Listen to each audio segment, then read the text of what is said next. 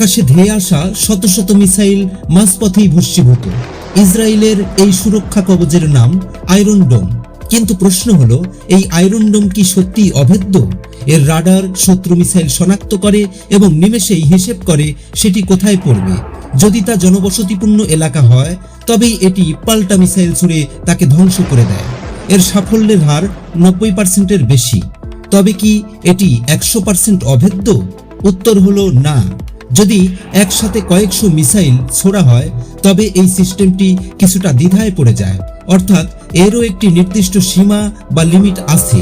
অনেক সময় ছোট ড্রোন বা খুব নিচ দিয়ে আসা মিসাইল একে ফাঁকি দিতে পারে। প্রযুক্তির এই দানব কি পারবে সব হামলা রুখে দিতে? আপনার কি মনে হয়? কমেন্টে জানান। আর এমনই সব আনকমন ফ্যাক্ট জানতে ফ্যাক্ট ফাইল ফলো করুন এবং আমাদের ইউটিউব চ্যানেল সাবস্ক্রাইব করুন।